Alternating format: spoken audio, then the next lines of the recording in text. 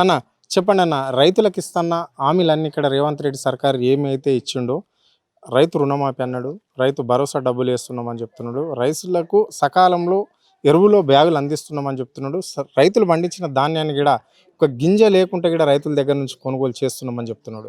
ఇది కరెక్టేనా? కొన్నడా?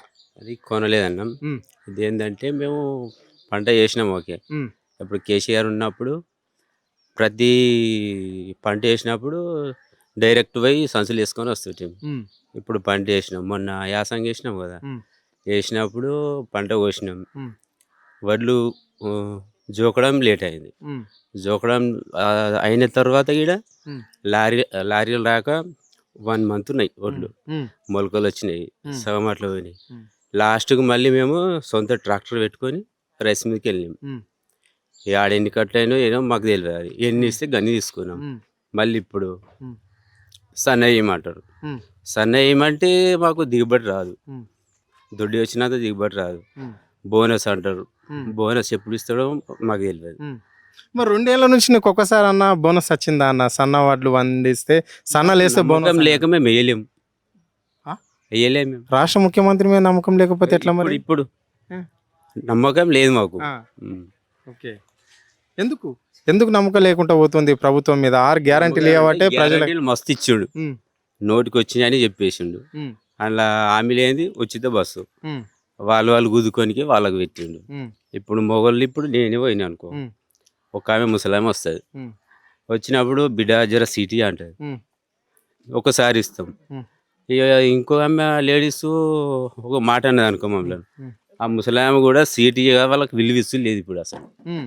ముసలామె అనేటిగా చూడకచ్చారు. చూసులు లేదు, మేము పైసలు పెట్టినాం, ఉమ్, నువ్వు పైసలు పెట్టినావా ఉమ్, అన్నట్టు ఉన్నది లెక్క. ఉమ్.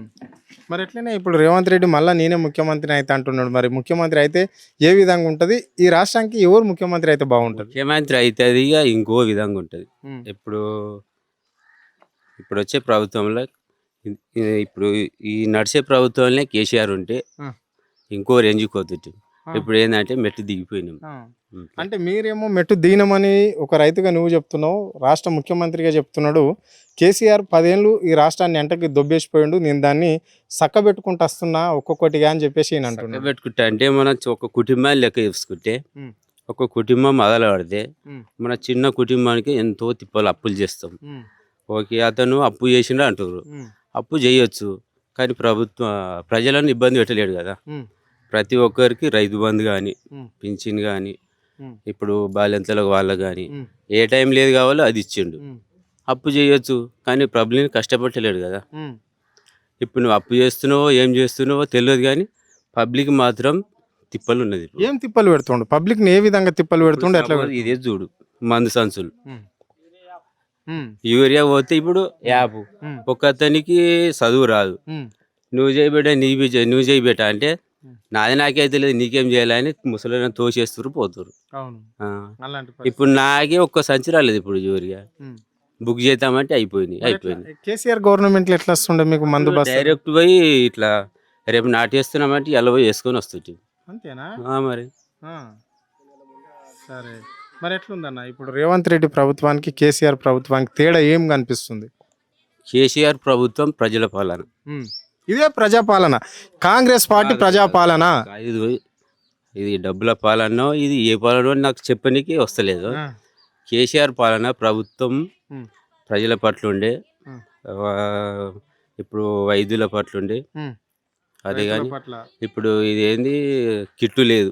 కేసీఆర్ కిట్ ఇప్పుడు డెలివరీ అయిన తర్వాత 12,000 13,000 12,000 13,000 అవి వేస్ట్, డబ్బులు. అన్ని పోయింది. రైట్. మరి చివరిగా చెప్పండి అన్న, ఈ రాష్ట్రానికి ముఖ్యమంత్రి ఎవరైతే బాగుంటుంది?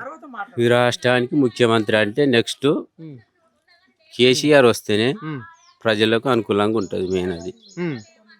ఇప్పుడు ఆనాటి నుంచి మస్తు పరిపాలన చేసినావు.